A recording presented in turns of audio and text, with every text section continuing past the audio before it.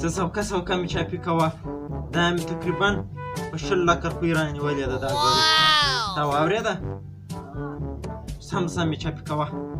نظره ته خو نو زما نظر یې هو شاباش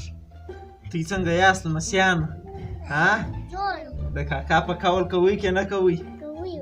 ځه چې زما په کول کوئ غمې ښه نو تاسې چیش غواړئ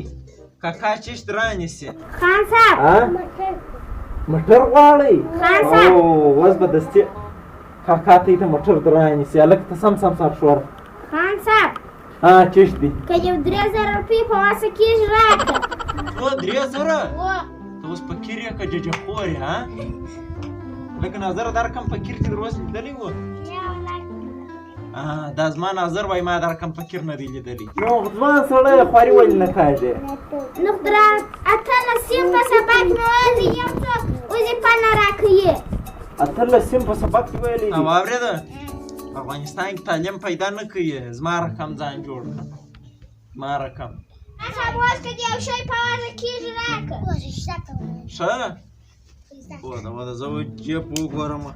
دا 10 افغانۍ واخله که هر شی په رانیوي بیا په رانیسه خان صاحب ګټه ده 10 افغانۍ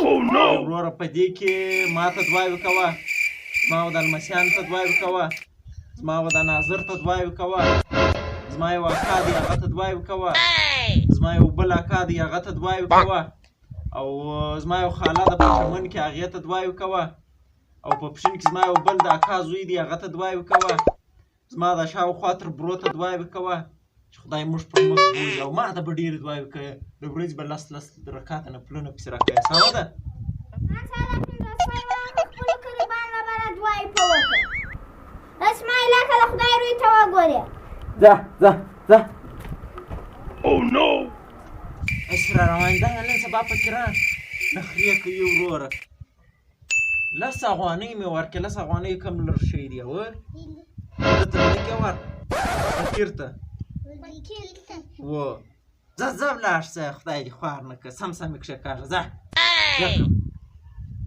کاکا ماښام موټر راوړي